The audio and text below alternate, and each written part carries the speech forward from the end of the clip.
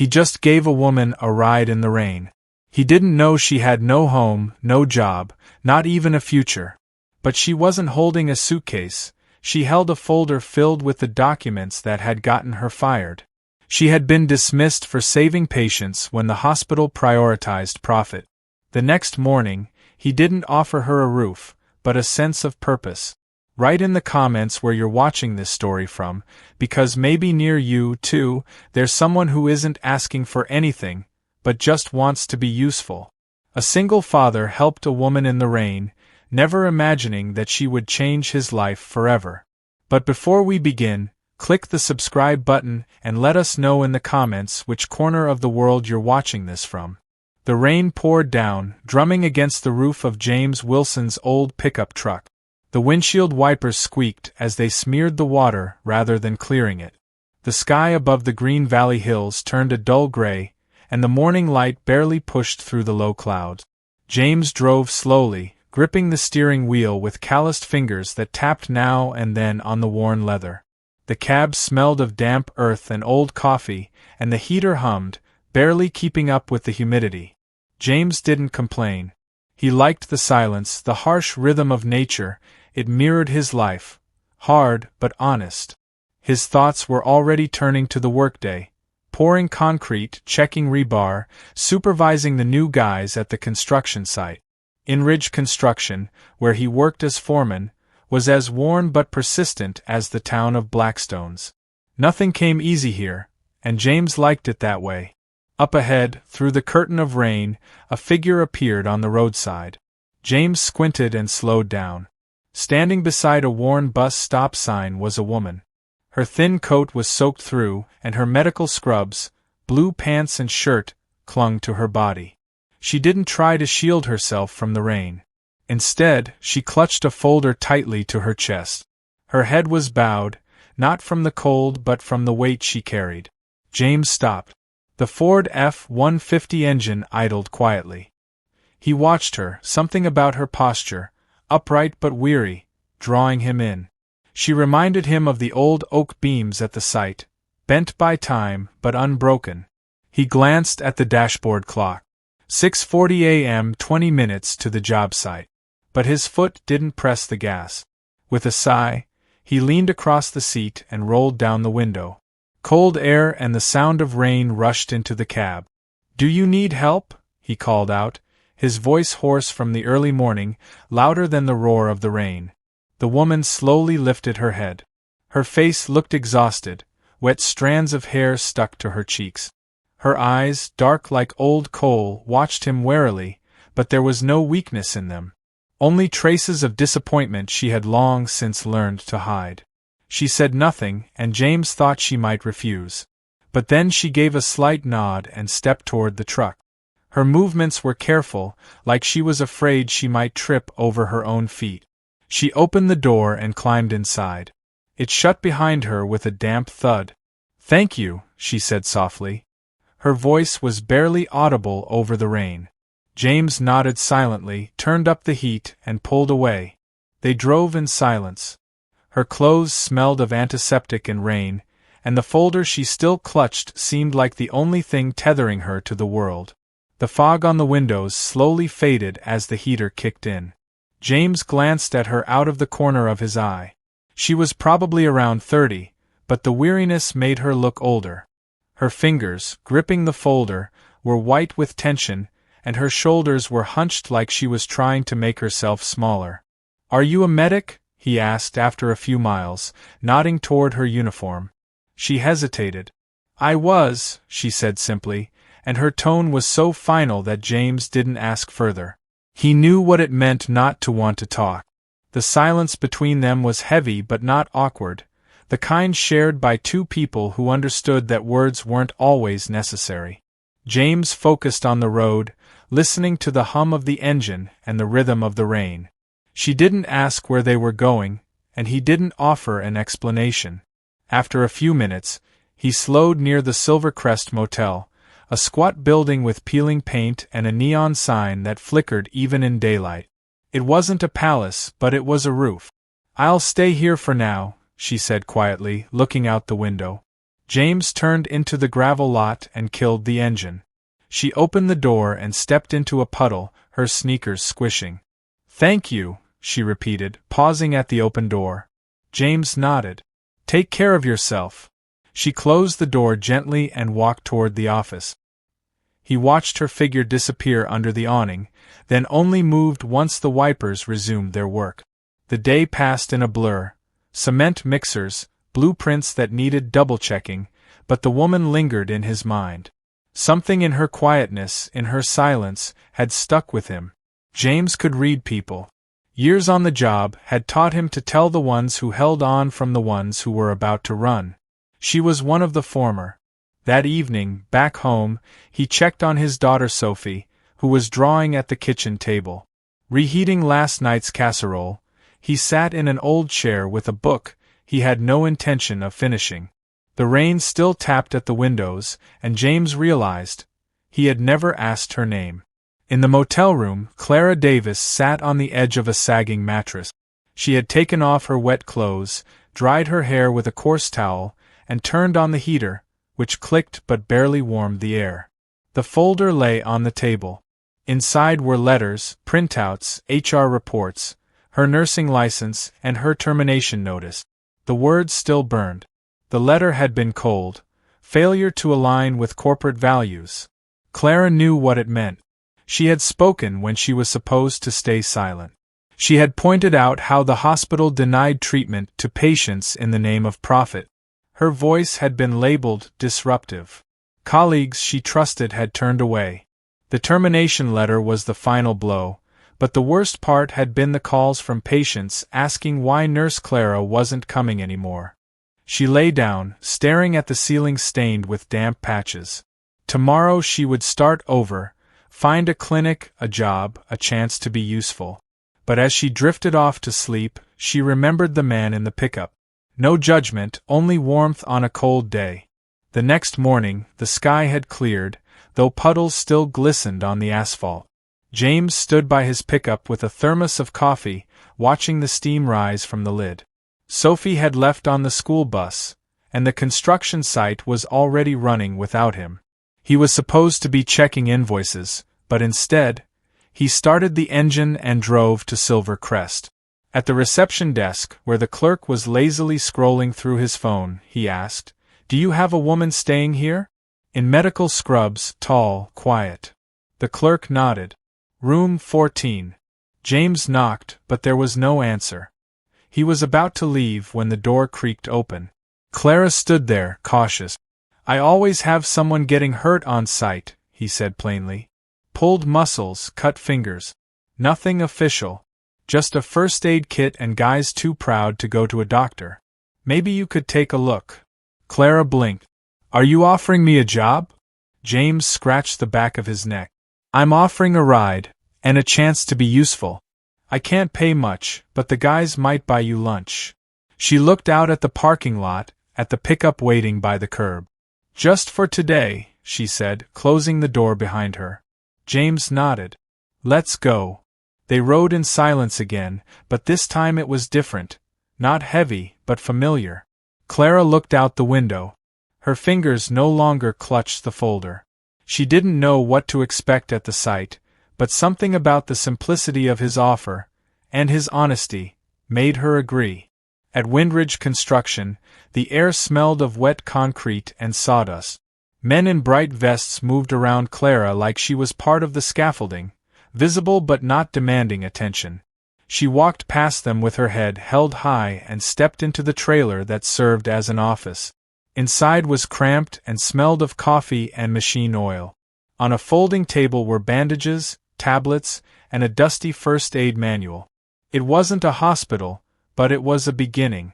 Clara got to work immediately, wiped the table, organized the first aid kit, sorted everything into boxes. James brought in an old chair and fixed a broken window. They worked in silence until the first injured man showed up, a guy in his 20s with a bloody rag wrapped around his hand. "Damn nail gun," he muttered. Clara didn't flinch. She sat him down, cleaned the wound, bandaged it. Her movements were precise, her voice calm. "When was your last tetanus shot?" she asked. The man shrugged, eyeing her with suspicion. A while. She nodded and jotted a note in a small notebook. By lunchtime, 3 more had come in, a shoulder strain, a sprained ankle, and heatstroke. Clara worked quietly, expecting no thanks, though she received it anyway in nods and hushed thanks. Not everyone was pleased. A young guy named Ryan muttered something about charity and showing off. Clara didn't respond, but James, standing nearby, silently handed her a bandage. His look made it clear whose side he was on. That evening, James invited her and Sophie over for dinner. Clara hesitated, but hunger and fatigue won. James's house was modest, filled with the smell of stew and tools scattered across the table. Sophie, a 10-year-old with braids, greeted her with a smile. "Dad says you heal people," she said, setting a plate down. Clara smiled. "Sometimes." The dinner was simple, but warm. Afterward, Sophie fell asleep on the couch, and James poured Clara some tea. "Why did you come to Blackstone?" he asked quietly. Clara watched the steam rise from her mug. "I tried to fix something, and got broken for it." James didn't pry. "Looks like you're putting yourself back together." She gave a faint smile. "I'm trying." The next day, Clara returned to the site. The men still looked at her warily, but she didn't seek their approval. She needed purpose, and the little trailer, small as it was, gave her that. She cleaned wounds, set joints, handed out pills. James brought her black coffee just how she liked it. Sometimes Sophie stopped by after school with drawings or helped sort supplies. The silence between Clara and James grew more comfortable, like an old melody you know by heart. But not everything went smoothly. By the end of the week, rumors about a new nurse had reached upper management. On Thursday after lunch, a white SUV with tinted windows pulled into the lot. Stanley Cook, the site manager, stormed into the trailer, his face red with panic. "You need to leave. Now," he hissed. Clara frowned. "Why?" The corporation showed up. Someone ratted. "We don't have permission for a medical station. It's a violation." James, appearing in the doorway, clenched his fist. "She's saving us from hospital bills." Stanley shook his head. "It's not about helping, it's about rules. If they see her here, we lose the contract." Clara began packing up. Her movements were mechanical. She knew this scene too well. "You're useful, until you become a problem." "I'll go," she said quietly. James stepped forward. "You're not going anywhere." "James, I know how this ends." He looked at her, his voice firm. "This isn't Seattle. Here I decide." But Clara saw not just determination in his eyes, she saw fear. Not for himself, but for her. Inspectors roamed the site, asking questions, taking note. Clara sat off to the side, her bags packed. When the SUV finally left, James found her in the trailer. "I won't let them do this," he said. Clara looked at him. "You can't fight the system." "I can," he said, "and I won't work where they'd rather see blood than accept your help." She fell silent, stunned by his words. The next day, James didn't go to the site. Sophie stayed with a neighbor, and that evening he called Clara. "Are you free?" She came to his house. The pickup was parked with the bed full, first aid kits, blankets, folding chairs. "I thought we could go mobile," he said. "Parks, churches, markets. People without insurance don't go to hospitals. We could go to them." Clara looked at him. "You're not a doctor. And it seems you're no longer one either. But that didn't stop you." She smiled for the first time that day. "We'll need permits." "Not everywhere. Basic help doesn't always require licenses." Clara thought for a moment. It was madness. But there was a kind of sense in that madness. "I'll handle the protocols," she said. "You drive, I treat." They worked until midnight, turning the pickup into a mobile clinic. Sophie drew a sign, "Help on Wheels." Their first stop was the lot near St. Mary's Church, where free food was handed out. Clara explained to the volunteers what they were offering: first aid, blood pressure checks, bandages. By noon, there was a line, an elderly man with aching legs, a woman with a chronic cough, a teenager with a sprained ankle. Clara worked calmly, James handed out water, and Sophie shared candies with everyone. It wasn't a hospital, but it mattered. Every day they found a new place. A market, a shelter, an apartment complex parking lot. The lines grew. One day, someone scratched insults into the pickup. James silently painted over them. Sophie added a new drawing, a heart with wings. Clara watched them, warmth swelling in her chest. They were her team, her anchor. 2 months later, they got noticed. A local paper published a story. Grassroots Medical, no names, just a photo of the pickup and quotes from patients. Clara looked at a picture of her wrapping a child's arm. "I forgot what it felt like," she said to James, "to be seen, for doing good." He nodded without saying a word. Together they watched the sun set behind the garage where they kept their route map. Clara didn't stop. She reached out to former colleagues, asked for help. Nurses sent bandages. Volunteers sent time. One day, Elliot, a retired paramedic, joined them, bringing a box of old but usable stethoscope. The church donated hygiene kit. A high schooler brought a translation device for forms. Clara added intake forms in Spanish and Vietnamese. James put up a bulletin board. "Ask us, tell us." Everyone loved it. In wealthier areas, curtains twitched. People crossed the street. Police came, but left again, seeing only bandages and smiles. One day, a boy brought them a note. He had fallen. Clara treated his bruises, gave him candy, and told him to come back if he needed anything. He didn't return, but Clara left a note for him on the board. By May they were known. Clara had become Doc to the locals, though she asked not to be called that. James built a small medicine cabinet. Sophie labeled it, Medicine Box. One evening, sitting in the truck bed, Clara confessed, "I'm scared they'll take this away." James looked at her. "Then we'll rebuild it, as many times as it takes." She nodded, eyes glistening. "And if I break? I'll hold you," he said. It wasn't love. It was a promise, solid as concrete. Clara and James decided to build a permanent clinic. Behind the garage was a small plot of land. "We'll put up a small building," James said. "No wheels, but roots." Clara agreed, on one condition. The mobile clinic must continue. They began. By day they treated. By night they built. Volunteers came. Construction workers, neighbors, the school shop teacher. Clara's colleagues sent equipment. Tables, blood pressure monitors, sinks. By week's end, the frame was standing. One day, a man in a suit arrived. Dr. Whitaker, the one who had signed Clara's dismissal in Seattle. "I came to apologize," he said.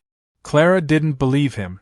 "The city council has taken notice," he continued. "Join the hospital. We'll offer resources. Protection." Clara folded her arms. "Last time, you buried my career." He left, but his words lingered. Clara thought for 3 days, and chose freedom.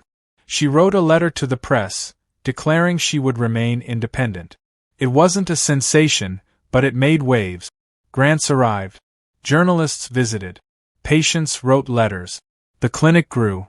A roof, plumbing, walls. Sophie painted a mural, trees, people, clinics.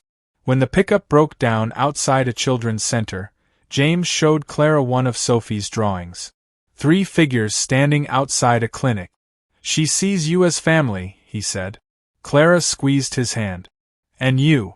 He was quiet. "I'm scared to lose this." She smiled. "You won't if you trust."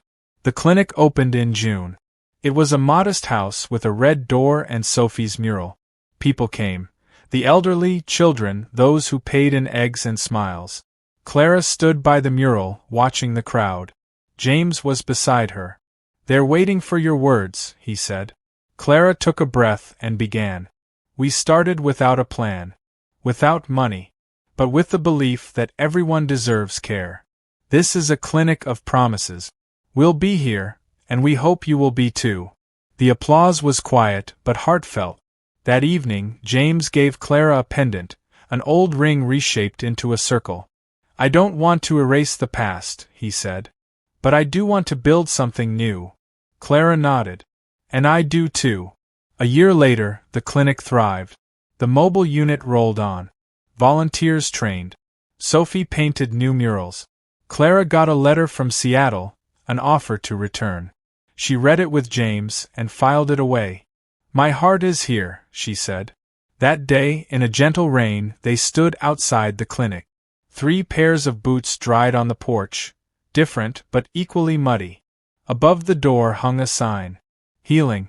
This was a home built on trust. A clinic made of planks of pain and gratitude, not licensed, not ordered, but built from conscience. Now, people come who are no longer asked about insurance, only if they need to be seen and helped. If you too believe that kindness doesn't need permission, like and share this story. Because sometimes the best thing you can build is not a business, but a place where no one is afraid.